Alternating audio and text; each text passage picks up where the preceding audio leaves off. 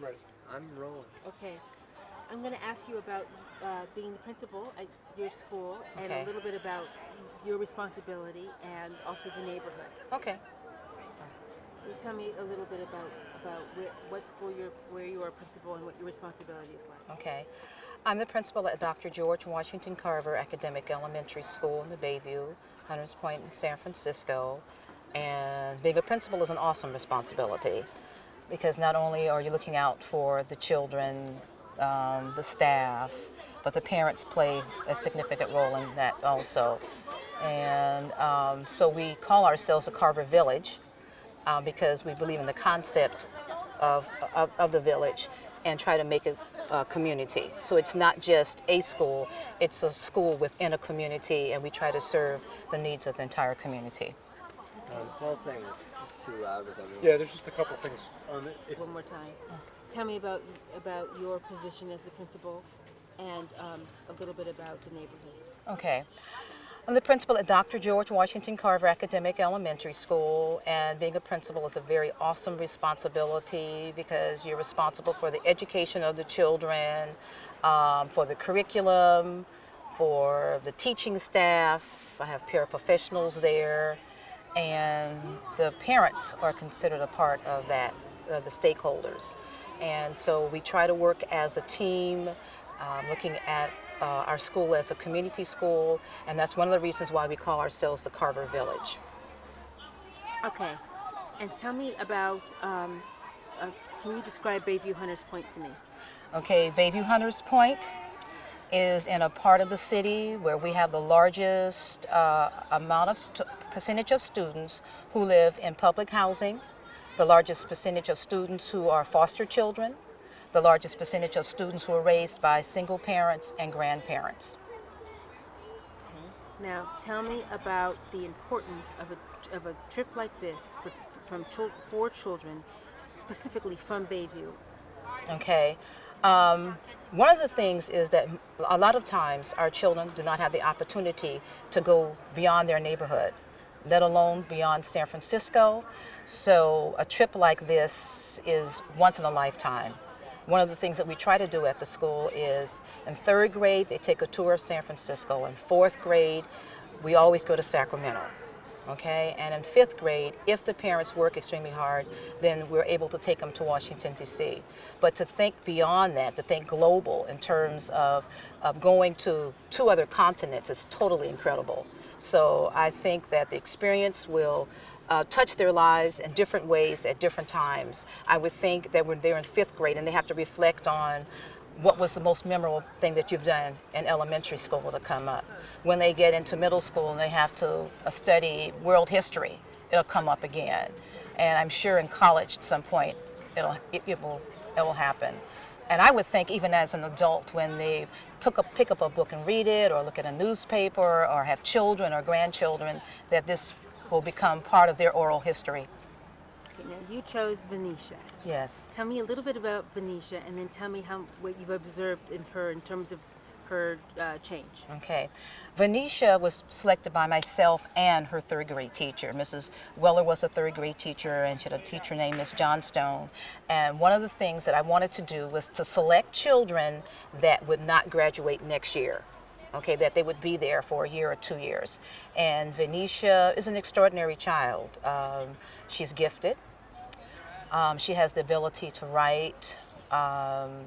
She presents herself very well orally when we have oral contests.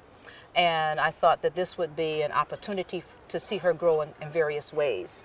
So we've already talked about the fact that when she goes back, I want her to work with one of the teachers to write a poem about her experience.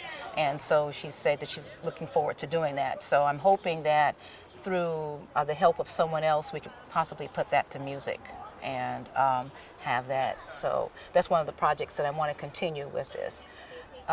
So most of the people in her family attended Dr. George Washington Carver School, and so it's like second generation coming through now because I've taught some of her aunts, and so I have the opportunity to be her principal. So it's been wonderful. Now tell me about what you observed about Venetia in both Dakar and in Paris. Okay, one of the things that I observed is that she's observant. and she will try to make comparisons. And for me, that's exceptional because when a child is making comparisons or looking at similarities and differences, it means they're using their higher level thinking skills, and that's important to see. And what was one of your most memorable experiences in terms of being Venetia's um, guardian while she's Wow. been? I would think that one of them was the experience that we had at Goree Island, because she sort of sensed how emotional I became when we were there. And she sort of came by and sort of held my hand and sort of, looked at me. And I, attempted to explain to her how very, very special this experience is for African Americans, and that very often when teachers are teaching about African American history, they start with slavery and they stop. They don't go beyond and talk about the many contributions, of African Americans in our society. So, we talked about that being a starting point, and then, coming through with the middle passage, and then all the things that she has learned about African Americans, and the tenacity of our people, because Dr. George Washington Carver is named after a very famous African American. So we talked a little bit about that too. And how was your experience I'll start with Dakar. Just totally unbelievable. It's been a lifelong dream of mine to go to Africa. And when they called and said, can you think of a chaperone? I said, yes, I'm number one. Put me on that list. I don't care who else goes. I want to go. So it's just been something that I've always wanted to do since I was a child. And, I've told every member of my family that one day I'm going to Africa, and to actually step off that plane and be there was just wonderful. And tell me about your personal experience in Paris. You see, Paris is, I guess the word for it is delightful, because it's always described as a romantic city, and you look at the old buildings, and that would fit that description of being romantic, and you're walking along the Seine River, and you're just looking at all the wonderful structures that they have, but also to learn a little bit about what was taking place with the various African Americans here was special for me too, because I try to make a connection everywhere I go with some part of my history. So it was really good to hear that from Miss Ricky when we were seeing her on the trip. So I have something to bring back. I'm always looking for what I've learned that I can share with the classroom and make a connection with something that we're studying. So if it's a literature book that a teacher is working on, I'll remember that and I'll come in and I'll talk about it with them. So this has just given me a lot of things to talk with teachers about. Okay. And what is your vision of the future of other children coming here from Bayview? Oh, I don't think we should stop.